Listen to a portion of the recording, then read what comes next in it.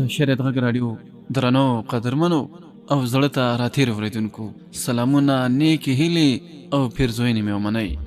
په دې هیله یم چې ټول به روغ جوړ اوسئ او د صحت جامې به مو پر تن وي او د الله جل جلاله په درکړو نعمتونو به شکرګزاره یاستئ. په همدې هیله همدا شیبه ستاسې د خپلې خوښې ستورو مزل خپرونه پیل شوه. د نن خپرونې کوربه مو بیا هم د تل په څېر زه عمران الدین نیکمل یم. درنو اورېدونکو، نن درته د ستور مزل په خپرونه کې د سلطان نورالدین محمود زنګي د داستان یا ناول 24مه برخه دراوړم. خو وړاندې له دې چې د 24مې برخې د نشر ور پرانیزم، لومړی ورځمه د تېرې برخې وروستۍ جملې دراوړم چې تېره 23مه برخه په کومو جملو او کومو کلماتو پای ته رسېدلې وه. خو یوه هیله ورزو له تاسې هم لرم چې دا خپرونه را سره هم د نور خپرونو په څېر تر پایه پورې واورئ او ما یوازې پرې نږدئ.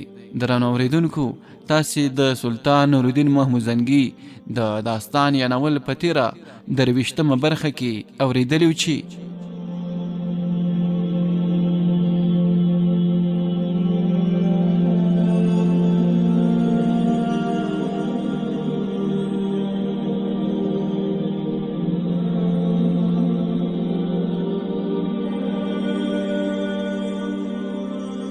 صلاح الدین ته دا خبره څو ځلې ورسېدلې وه چې د امیرزادګان څو کسان غواړي د زریافتې سره وویني. امیرزاده ظفر خو هسې ډېر نیک او پوه انسان و، خو د زریافتې په اړه هغه ډېر ناکراره و. د څو ورځو راهیسې د هغې سره د لیدلو په هیلو کې زیادښت راغلی و، او کله به چې صلاح الدین د خپل پلار کور ته ورته نو ظفر به ورته هم په دوو پښو درېد چې هغه هم له ځانه سره بوځي. په همداسې یو فرصت کې هغه وویل: یوسفه، نن به زه له تا سره ستاسې محل ته هرومروځم. یوسف د صلاح الدین عارف و. یو شمېر خلکو دا ګمان کوه چې یوسف د صلاح الدین کنیه ده او د کوچنیوالي څخه په همدغه نوم باندې ورته غږ کېده. یوه وینا دا هم ده چې د یوسف نوم ورته سلطان نورالدین زنګي ورکړی و، خو د دې امکان ډېر زیات دی چې د یوسف لقب هغه لفظ دی چې صلاح الدین د خپل سلطان کېدو وروسته اختیار کړی و. په همدې اساس په تاریخونو کې هم د صلاح الدین نوم د صلاح الدین یوسف الناصر په نامه لیکل شوی دی. د امیرزاده ظفر غوښتنه نوې نه وه، بلکې د دې نه مخته هم هغه څو ځله دا غوښتنه کړې وه او صلاح الدین په خندا کې ځواب ورکړی و. خو اوس ظفر لږ څه هوډمن ښکارېده. صلاح الدین ورته په کراره وویل: ګوره ظفره، زموږ کور ته ستا تګ راتګ زما له انده دومره مهمه خبره نه ده، ځکه چې ته زما دوست دی او زما ټوله کورنۍ او سلطان نورالدین زنګي معظم هم د دې څخه خبر دی. خو هغه کور یوازې زما کور نه دی، بلکې د دمشق د والی محل دی. همالته د والی دفتر او د کار ځای هم دی. هلته هغه غونډې کوي، خلک رابولي، او ته خو په حکومتي معاملاتو کې د سلطان نورالدین زنګي د سخت مزاجۍ نه هم خبرې. د غوږونو د ډکونکو ژبې هیڅوک نشي تړلی او په دې دوران کې د دښمنانو هیڅ کمښت نشته. ظفر ورته احتجاجاً وویل: د دې خبرو سره زما څه، زه خو غواړم د زریافتې سره ووینم. صلاح الدین ورته په اصرار سره وویل: زریافته د محل نه جدا مه ګڼه ظفره، ته چې د والی محل ته ورځې نو ټوله دنیا دی ګوري. نو زه خو له تا سره ځم او بیرته له تا سره هم راځم، پر ما به څنګه شک وکړل شي؟ د ظفر د خبرو څخه څرګندېده چې په هر قیمت غواړي د زریافتې سره وویني. صلاح الدین ورته وویل: ظفره، آیا پخوا دې هم د زریافتې سره کله کتلی دي؟ نه، بالکل نه. امیرزاده ظفر د لږ ځنډ وروسته بیا وویل: زما دوسته، زه درته سوګند یادوم چې ما د هغې د کتلو هڅه نه ده کړې. دا هسې یو نیک اتفاق و چې هغه زما مخې ته راغله. صلاح الدین ورته وخندل: اتفاق او نیک اتفاق؟ دا نیک اتفاق کله او چیرته؟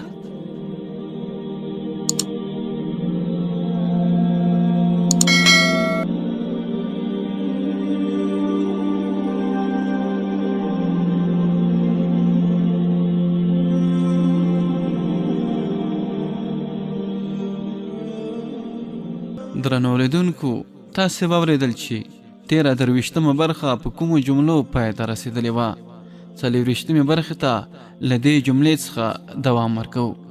ښکاره ده چې زریافت دلته نه راځي، نو ته به هلته د والي محل ته ورغلی. ظفر ډېر د خجالت احساس وکړ او سترګې ټیټې کړې. وی ویل دا هم یو اتفاق و، د الله تعالی لپاره بل کوم شک ونه کړي. صلاح الدین ورته تسلي ورکړه. ورته یې وویل زه خو په دې اړه هیڅ شک نه کوم. ته اتفاقا له مخې دمشق د والي محل ته ورغلی وي، او دا هم یو اتفاق و چې د زریافت سره مخ شوي. څرګنده ده چې کله 2 کسان سره مخامخ شي نو سوال او ځواب هم کیږي. ما څو ځلې اراده وکړه چې تا ته ټوله کیسه وکړم، خو همت مې نشو کولی.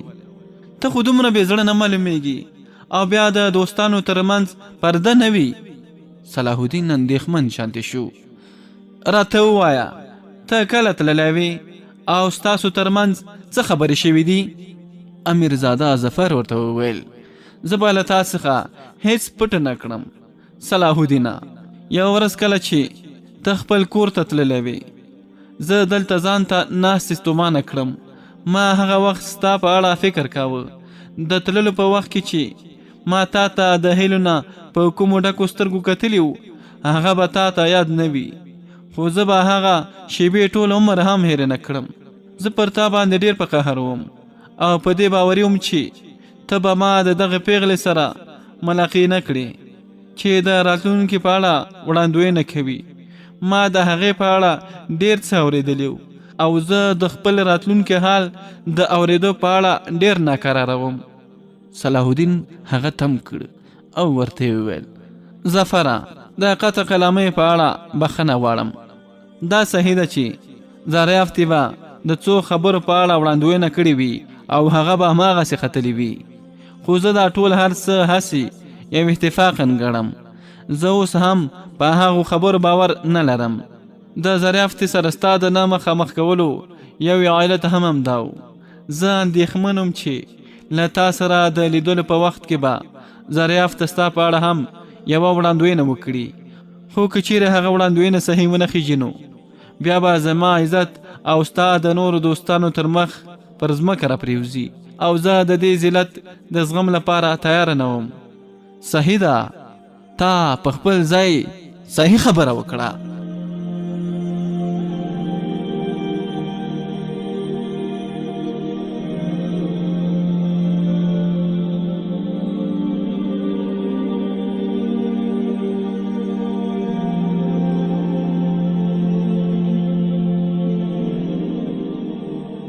بلې درنو اوریدونکو، ظفر د صلاح الدین د فکر تایید وکړ، خو زما یو شمېر مجبوریتونه دي چې ما د زریافت په لور تللو ته مجبوروي. خیر، لومړی به زه په خپله لومړی خبره تکمیل کړم، بیا به زه تا ته د خپل ځان په اړه څه نور څه هم ډاګیزه کړم. ستا د تللو نه 1 ساعت وروسته زه خپل زړه ناقراره کړم او رانه یې وغوښتل تر څو ستاسې محل ته درشم. کله چې ته ما هلته ووینې نو بیا به زما د غوښتنې نه انکار ونه کړې. په دې توګه به زه د زریافت سره ووینم، خو د انسان خیال کله هسې کیږي. کله چې زه ستاسو محل ته در ورسېدم او اطلاع مې در ولېږله چې زه د امیرزاده صلاح الدین دوست ظفر یم، نو د هغې په ځواب کې د محل نه یوه ښایسته پیغله راوتله. د هغې په کتلو ډېر خجالت شوم. ما فکر وکړ چې هغه به ستا خور وي. په همدې فکر کې د شرم نه اوبه شوم او بیرته راستون شوم، خو د هغې لورې اواز راغی صبر وکړه، ته خو زموږ د امیرزاده دوست دی، بیرته دغسې نشي تلی، میلمستون ته راشه، زموږ مالک له تا سره د کتلو لپاره راځي. دې غږ زما روح کې قوت را پیدا کړ او لږ څه زغم را کې را پیدا شو. ما پوښتنه وکړه چې ما ته غږ کوونکی څوک ده او د دې محل سره څه اړیکه لري. زما د پوښتنې له مخې وویل چې نوم یې زریافت دی او هغه د هغه د مور د پخوانیو خدمتګارانو څخه ده. په خپل مخ کې مې د زریافت په کتلو سره د خوشحالۍ احساس وکړ، داسې خوشحالي چې دلته په خپلو لفظونو کې نشم بیانولی. د ناجومیانو په اړه عام تصور دا دی چې د هغوی شکل او صورت ښه نه اوسي. دا هم ویل کېږي چې جادوګرې ښځې شیطاني شکل لري، ویرونکی आवाज او ډېر بد صورتونه اوسي. خو د دې ټولو خبرو سره سره کله چې مې د زریافتې شهرت واورېد نو پرېکړه مې وکړه چې د هغې سره هرومرو ملاقي کېږم، او لکه څنګه مې چې مخته وویل د زریافتې سره د کتلو لپاره یو خاص علت لرم. زه به هغه علت هم له تا سره شریک کړم تر څو تا ته کومه غلطه انګېرنه پیدا نه شي. زما پلار امیر نصر چې د کومه وخته د ایران څخه راغلی نو تر اوسه یې 25 کاله تیر شول، خو د هغه په سر باندې تل ایران سپور وي. کله چې زما د مشر ورور د واده کولو وخت راغی نو محترم پلار مې اعلان وکړ چې زما د زوی واده به په ایران کې کیږي.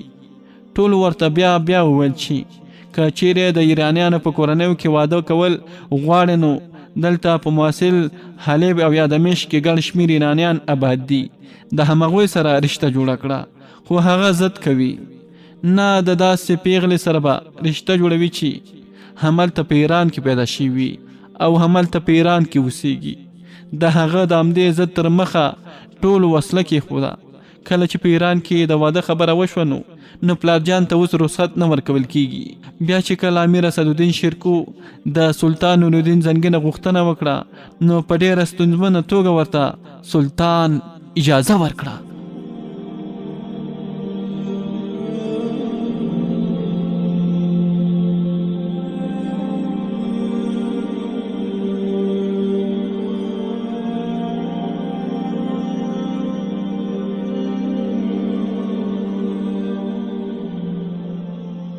بلې درنو اورېدونکو، صلاح الدین په ستومانه توګه ورته وویل: ظفره، اخر د دې کې څه ګټه څه ده؟ کله چې دې د زریافتې سره لیدل وکړه نو هماغه وخت به د دې شیانو پوښتنه هم ترې کړې وه. د والي د محل په شاوخوا کې د ګرځېدو په اړه به هم په تا شک کېږي. ظفر ورته په عاجزۍ سره وویل: زه پوهېږم چې زما کیسې ستومانه کړې، خو دغه تفصیل مې تا ته ضروري ګاڼه.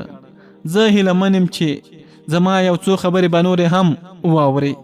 صحیح ده، ته چې د ویلو لپاره حوصله لرې نو زه به یې هرومرو واورم. ظفر په شکر کوونکو سترګو صلاح الدین ته وکتل. پخوا مې په دې خاطر د زریافتې سره لیدل غوښتل چې دا ترې وپوښتم چې آیا زما واده هم په ایران کې کیږي او که څنګه، او یا پلار جان مې ما هم ایران ته لیږي تر څو هملته اوسېږم او که نه. صلاح الدین ورڅخه په شوخو سترګو وپوښتل: ډېر ښه، نو ستا واده هم هملته کیدونکی دی. ظفر ورته په بې زړه توګه ځواب ورکړ: زړه مې مه راباسه دوسته، پلار جان مې د خپل ضد له مخې د مشر ورور واده هم هملته په ایران کې کړی، خو د دواړو ترمنځ تل جنجال وي، ذهنونه یو د بل څخه لرې دي. مګر د دې نه په ایران کې د واده کولو زیان څه ثابت شو؟ که چیرې ستا د ورور دماغ څه خاص ډول تربیه شوي وي نو که چیرې دلته په دمشق کې هم واده کړی و نو بیا به هم د دواړو ترمنځ اختلاف موجود و. صلاح الدین هڅه کوله چې ظفر په یو ډول قانع کړي. ظفر حقیقت ومانه او وی ویل: ستا خبره هم په خپل ځای صحیح ده، خو بیا به مې مشر ورور دا شکایت نه کوه چې پلار یې ورته د داسې یوې پیغلې سره واده کړی چې نه هغه پخوا کتلې وه او نه یې د هغې مزاج کتلی و. ظفر ساه واخیسته او خبره یې مخته بوتله: زه لا د پخوا څخه په ایران کې د واده کولو لپاره تیار نه وم او اوس خو بالکل تیار نه یم. که چیرې پلار مې را باندې زیات فشار راوړي نو صاف انکار به وکړم. صلاح الدین ترې په پوره دلچسپۍ سره وپوښتل: ولې؟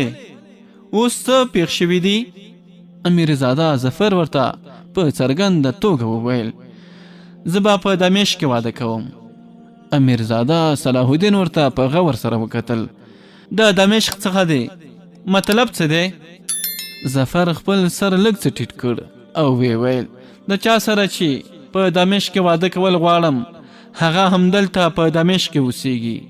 صلاح الدین وخندل، ویل هو اوس پوه شوم. ظفر صلاح الدین ته د هیلو نه په ډکو سترګو سره وکتل. ورته یې ویل که چیرې تاسې زما سپارښتنه وکړئ نو بیا خو هیڅ ستونزه نشته، بس کوژده او واده به په یو ځای ترسره شي. پلار جان به مې هم انکار ونه شي کولی.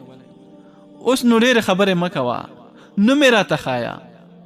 همدا خو درته وایم چې ما د زریافتې څنګ ته بوځه. صلاح الدین په لوړ آواز وویل زه د نامه پوښتنه کوم، سپارښتنه زه کوم او که زریافته؟ سپارښتنه خو د همدې زریافتې لپاره ده که نه؟ هو څه؟ صلاح الدین ټکان شانتې وخوړو، په خپل غوږونو باور شانتې نه راته. امیرزاده ظفر ورته په زوره زوره وویل زریافته زریافته. دا زریافت د کتلو نه وروسته د بلې کومې پیغلې په اړه هم تصور کول هم حماقت دی.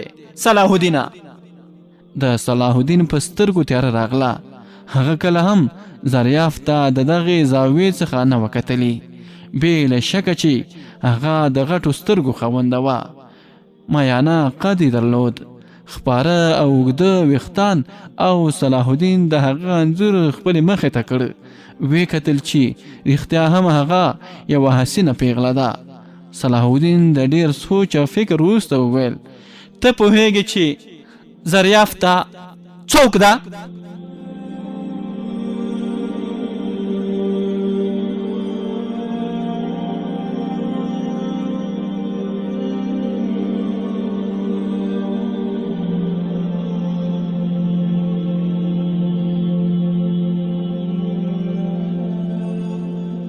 که څه هم زریافته ښایسته وه، خو هغه وینځه وه، او صلاح الدین په دې نه پوهېده چې د هغه دوست د یوې ویندې سره واده کول غواړي. ظفر ورته بې پروا وویل ما ته ډاګیزه ده چې زریافته یو وخت وینځه وه، خو اوس هغه وینځه نه ده. ما ته دا هم ډاګیزه ده چې ستا پلار هغه ازاده کړې او خپله لورې ګرځولې، خو که چیرې داسې هم نه وی نو ما به بیا هم زریافته په دې خاطر نه وی رد کړی چې هغه یو وینځه ده. زه مسلمان یم او په اسلام کې د آقا او وینځې ترمنځ واده کول یو مقدسه رشته جوړوي. صلاح الدین ورته په خوشحالۍ سره وویل زه ستا د دې ان تایید کوم ظفره، خو ستا پلار امیر نصر د دومره پخوانیو فکرونو خاوند دی چې د زوی د واده لپاره ان تر ایرانه پورې ولاړ. هغه به تا ته څه ډول اجازه درکړي چې د یوې ویندې سره واده وکړې؟ ظفر ورته په هوډمنه توګه وویل دا زما مسله او زما د سر درد دی. ته یو ځل ما د زریافتې سره مخ کړه، بیا زه پوهېږم. صلاح الدین ورته په ناخوښه توګه وویل زه مو ولې سره یو ځای کړم؟ لکه څنګه مې چې ته دوست یې هماغسې مې هغه هم خور لوڼه ده. زما په فکر چې ته به په راتلونکي کې په دې خبره نور اصرار ونه کړې. امیرزاده ظفر لاجوابه شو. زریافته د خور لوڼې د ویلو وروسته ظفر کې نور همت نه و چې صلاح الدین ته د دې نه اخوا بله کومه خبره وکړي. هغه خوله بنده کړه او سر یې ټیټ کړ. صلاح الدین د هغه په دغه غمجن حالات باندې افسوس وکړ. هغه فکر وکړ چې له یوه اړخه زریافته خور نه ده، د بل اړخه که چیرې خور یې هم وای نو بیا به یې هم د هغې په معامله کې خبره کوله. یو ورور د خپلې خور په اړه خبره کوي، هغه غواړي چې خور یې په ښه ځای کې واده کړل شي او د خور خاوند یې نیک او صالح انسان وي. امیرزاده ظفر خو د هغه سره یو ځای ناسته پاسته درلوده. د کورنۍ له اړخه هغه د درباري امیر نصر زوی و. په څرګنده توګه په ظفر کې داسې کوم عیب نه و، نو ولې یوه ښه رشته هسې په هسې له منځه یوسي؟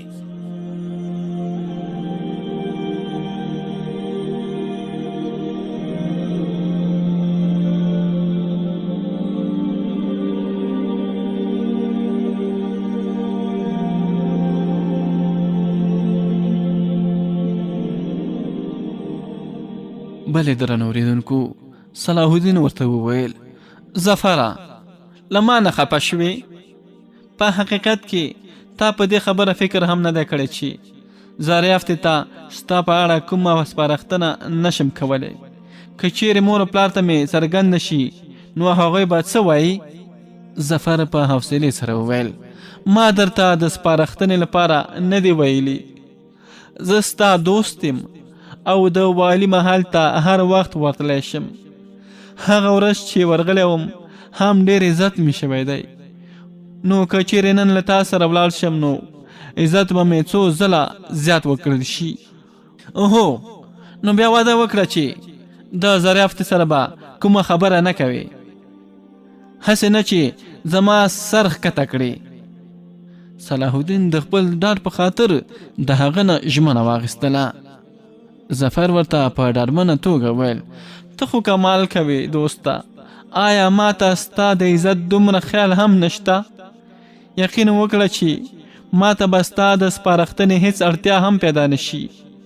دا د دوو زړونو معامله ده، د ټول ژوند ملګریتوب دی.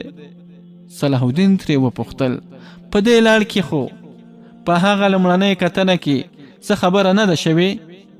نه بالکل نه. څنګه؟ آیا زریافتې ته په خپل هماغه لومړني قدم باندې تم کړی وې؟ نه داسې خبره هم نه وه. بیا نو څه خبره ده؟ آیا زریافت وپېژندلې چې زما دوست دی او بیا یې ته په میلمستون کې کېنولې او درته یې وویل چې زما مورجانه غواړي له تا سره وویني او ته یې در مخه چوپه خوله ولاړ وې؟ څه خو به دې په هغه وخت کې ورته ویلې وي؟ نه زه رښتیا هم ګونګه شوی وم. د زریافت په کتلو داسې چوپ شوم چې د کومې خبرې کولو هوش هم را پاتې نه شو. زه په دې هم نه یم پوهېدلی چې ستا مورجانه څه وخت راغلې وه او ما د هغې سره څه خبره کړې. زما په زړه کې یو انځور او په زړه کې یو عکس ځای نیولی و او ټول وخت مې د همغې په اړه سوچ او فکر کاوه.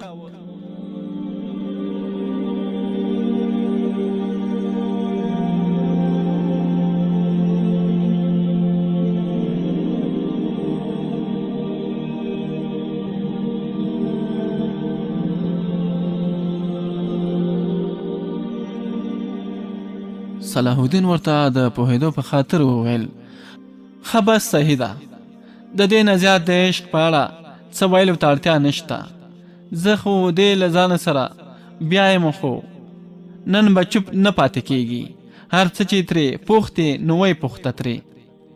ظفر یو ناڅاپه د صلاح الدین څخه وپوښتل که چیرې هغه ښه وکړي نو بیا؟ صلاح الدین ترې په حیرانتیا سره وپوښتل د څه شي په اړه ښه وکړي؟ فرض کړه چې زه هغې ته ووایم چې زه غواړم له تا سره واده وکړم او هغه پرې راضي شي. ظفر دا خبره داسې وکړه لکه پوره ډاډمن شوی چې وي. صلاح الدین ورته د غټانو په څېر وکتل. دا ستا خیال دی. په لومړۍ کتنه کې هیڅ پیغله د واده خبره نه کوي. دا خبرې خو هغه وخت کېږي چې لږ څه اشنایي پیدا شي. بیا نو زه څه وکړم؟ صلاح الدین ځان وڅنډه. ویې ویل زه څه پوهېږم چې څه وکړې؟ عشق ته کوې او دوا یې له ما پوښتې. ظفر غوښتل چې په هر صورت او هر حالات کې د والي محل ته ولاړ شي. ویې ویل صحیح ده، ما له ځانه سره بوځه.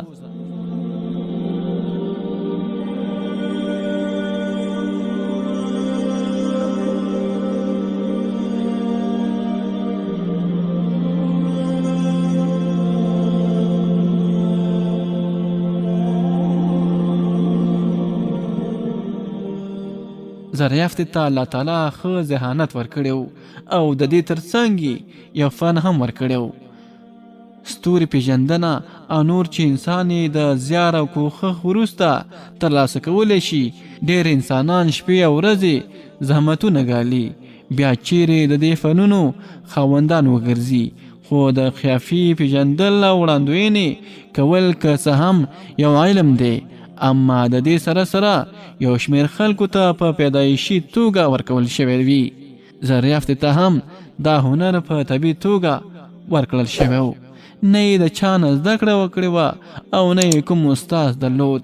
بس داسې به کېدل چې په کومو خبرو به یې لږ غور وکړ نو د هغې په اړه به یې وړاندوینه کوله او ځینې وختونه به راتلونکې پیښې په ناڅاپي توګه ورته مخته راتلې.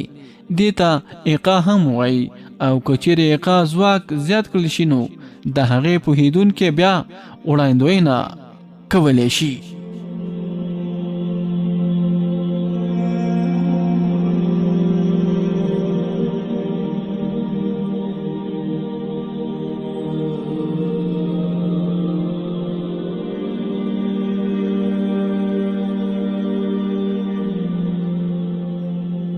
هو بلې درنو اوریدونکو، مخکې چې امیرزاده ظفر راغلی نو زریافتې میلمه پالنه د امیرزاده صلاح الدین د دوست په څیر کړې وه، ځکه زریافتې ته صلاح الدین ډېر ګرانو، بالکل لکه د خپل ورور په څیر. هغې کوم ورور نه درلود، په دې خاطر یې صلاح الدین خپل ورور ګاڼه او په همدې خاطر یې د صلاح الدین د دوست میلمه پالنه کړې وه. ظفر یې نه یوازې په میلمستون کې کېنولی و بلکې د هغه د میلمه پالنې په خاطر یې د میوو جوس او رنګارنګ میوې هم راوړې وې، خو امیرزاده ظفر یې د کتلو سره سم بېهوشه کړی و. د زریافتې سره یې د سترګو د جنګولو سره سم په هغې اشوک شوی و. په دې وختو کې امیرزاده ظفر ډېر اندېښمن و. پلار یې پرې زور کاوه چې د خپل واده لپاره د ایران په لور د تللو لپاره تیاری ونیسي، اما څرګنده نه وه چې امیرزاده ظفر ولې ایران ته د تللو دومره بېزاره و. د هغې ورېنداره ایرانۍ وه او د شکل او صورت نه هم ډېره ښکلې او ښایسته ښځه وه، سیرت خو یې هم ډېر عالي و، خو ظفر ایرانۍ ښځه نه خوښوله. امیرزاده ظفر په دې خاطر ورغلی و چې د صلاح الدین له لارې به د زریافتې سره وویني او د هغې څخه به پوښتنه کوي تر څو ورته ووایي چې په قسمت یې چیرې او د چا سره واده کول لیکل شوي دي. خو کله چې زریافت ته وکتل نو ورته د خپلو پوښتنو ځواب په خپله ترلاسه شو. ځواب همدا و چې هر چیرې چې قسمت واده لیکلی وي خو واده به همدلته په دمشق کې کوي. پاتې شوه دا پوښتنه چې د چا سره به واده کوي نو د دې ځواب یې لا تر اوسه نه و پیدا کړی، خو فکر یې کاوه چې که چیرې هڅه وکړي او صلاح الدین یې ملګرتوب وکړي نو واده یې هم په هماغه ځای کې شونی دی. چیرې چې نوموړی غواړي، خو خیالات او فکرونو دومره ورخطا کړی و چې د زریافت سره یې په دې اړه هیڅ خبره هم ونه شوی کړی. ښه دا وه چې د صلاح الدین مور ترې داسې کومه پوښتنه او ګربېږنه ونه کړه، او که نه هغه به په یقیني توګه همالته د خجالت سره مخ شوی و.